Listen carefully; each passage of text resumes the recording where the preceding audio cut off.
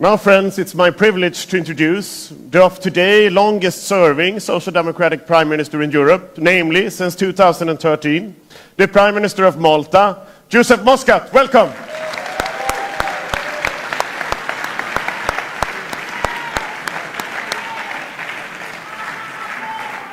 It was brief, but...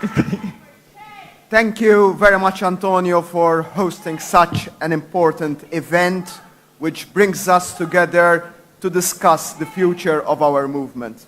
To you, France, we wish all the possible success and we pledge our unwavering support, work and commitment. Friends, we do not have any time to waste on pessimism. My case is for our family to embrace positive politics, get out of our comfort zone and realign our politics as a strong force for change that matters to families, people, young and old. I do not blame anyone for sometimes feeling a bit lost or numb. The world as we know it is changing so rapidly, and more often than not, we find ourselves breathless, hardly keeping up with the pace. Positive results for our family, for our political family, have been few and far between. But I remain confident that a social democratic and progressive approach, a common sense mainstream rather than a marginal attitude, still holds the key and answers to the major questions that people have, much more than what in the short term might seem as more appetizing and extreme solutions. We have to admit that some of us were sometimes too self-absorbed in debates that mean little to families struggling to make ends meet at the end of the month, or those aspiring for a better standard of living. We were talking to the mirror while real people were asking different questions. We delved in complications, avoiding giving answers for fear of contradictions. Others were giving the answers, truly wrong answers, oversimplistic answers. But most of the time, they were the only answers around. People's lives cannot wait for politicians to get their act together. It is us who have to keep the pace with the changes happening in our societies. We are living in an era of technological disruption. It is indeed a challenging prospect.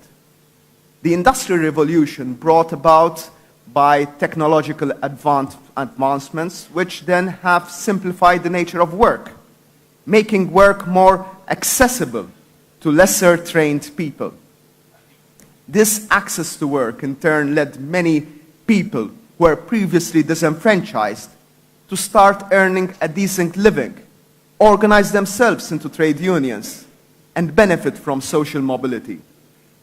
It was the best and biggest ever boost to the global middle class, an essential component of any democracy and part and parcel of our own electorate. Indeed, over time it has created Middle Europe. Inversely, we must acknowledge that the new industrial revolution we are facing, spearheaded by artificial intelligence, risks depriving the working and middle class of what it has achieved. The instinct of many is to thus resist, if not oppose change. At the dawn of the Industrial Revolution in the 19th century, there was a small group of textile workers, the Luddites, who would go into factories to smash machinery, which they saw as taking away their jobs from them. Their successes were short-lived, and their victories Pyrrhic. We progressives cannot be the Luddites of the new Industrial Revolution. We progressives were always about change and not against it. And rather than ignore or hope to postpone this change, we should embrace and harness it. We need to seek the answers to the issues that will define the next generations of Europeans, mostly Middle Europe, that is now feeling somewhat lost on the most basic of issues, the nature of work itself. Indeed, the fact that this change is coming and will affect the most basic mode of social interaction that sowed the seeds that gave birth to most of our parties across Europe is a signal that we have the opportunity to be more relevant than ever before. To do so, we need to start thinking very seriously about this fundamental issue.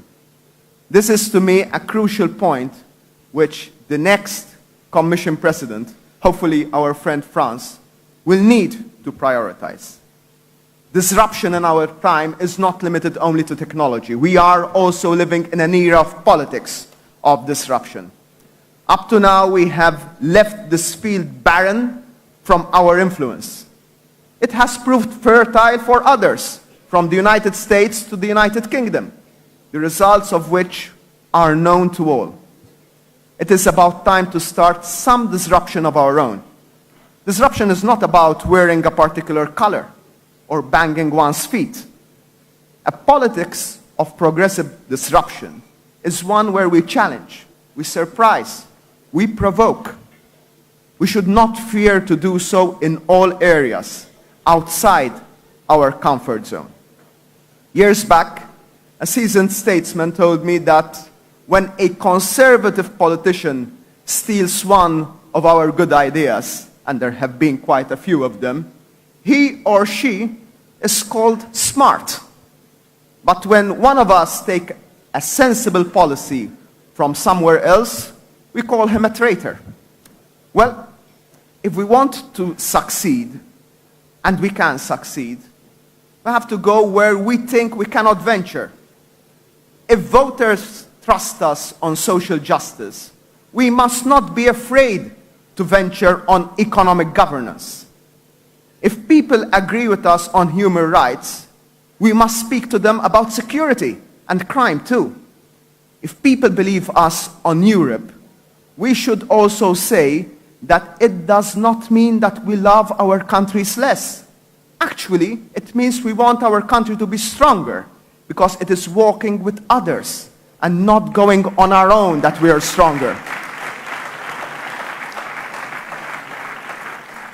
The answer does not lie in us being defenders of the status quo or reminiscing on our past.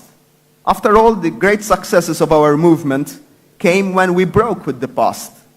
If politics were the music industry, we simply cannot hope that people will turn back to using cassette tapes or a Walkman, a gadget that my 11-year-old twin daughters examined with archaeological fascination when they found one in the attic box. Put simply, we have to be the Spotify, not the Walkman of politics, however cool that might have looked in the Guardians of Galaxy movie.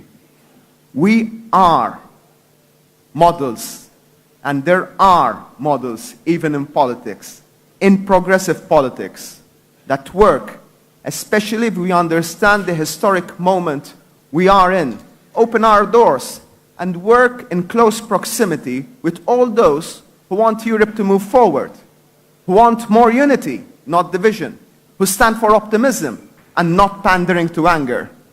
Portugal and Antonio are one clear example. Spain and Pedro are another. The smallest member state of the European Union, we are making the case for progressive politics. We are not heaven on earth, and we have our fair share of problematic issues and challenges. But our progressive politics and economic model is working for our citizens. We embarked on a project of social justice and economic empowerment, one that did not fear espousing a model of growth, which works for those that are most disadvantaged. There are a few markers that can explain more factually what we did. As of yesterday, the smallest member state of the European Union is the one that has registered the largest rate of economic growth in the European Union, 7.5% in one single quarter of the year. So we have the best performing economy in Europe, which is run by progressives. At the same time, Malta has the second lowest unemployment rate while registering the highest growth in employment in Europe. So a European economy with close to full employment, also run by progressives. All this as we are closing the third consecutive year with a fiscal surplus, arrived at with no austerity measures. Actually, we increased the minimum wage. We increased our pensioners. Absolutely no austerity measures. Because sensible policies, economic growth, and fiscal responsibility do stand together side by side.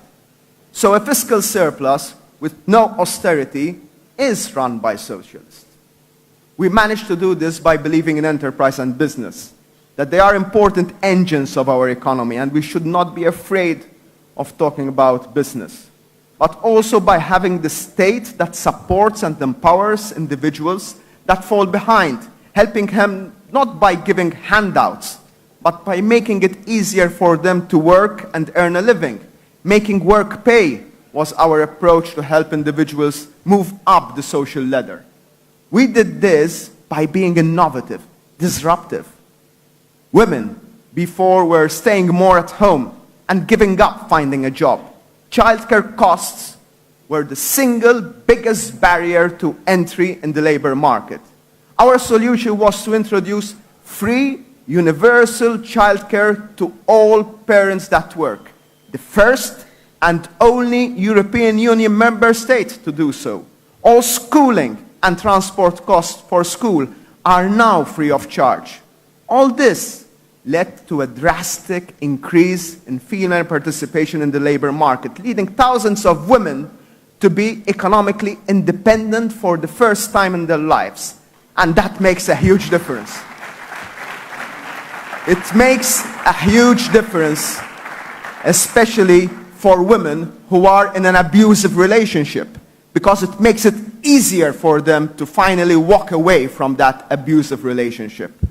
Economic independence that leads to emancipation. And the progressives are doing that.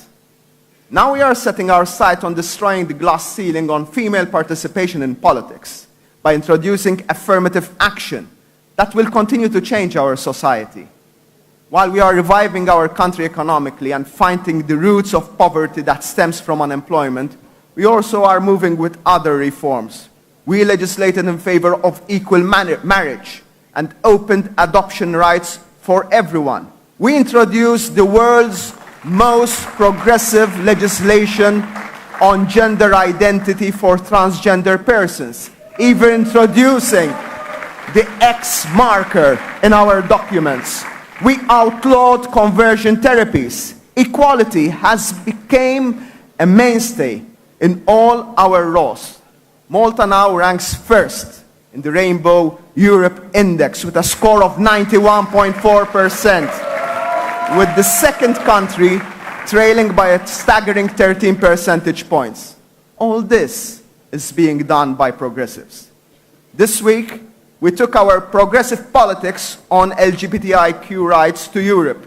18 member states have joined Malta's initiative to sign a joint paper pushing the European Commission to give more rights to LGBTIQ persons across Europe.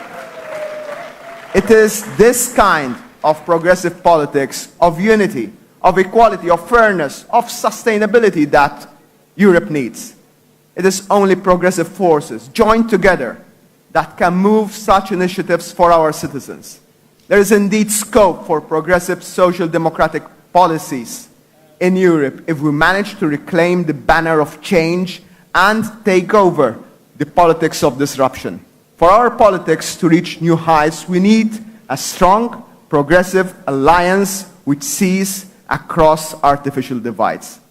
Let us therefore stand together to fight division and barriers within politics, with politics then of unity and hope. A fair, free, and sustainable Europe is possible. Thank you very much.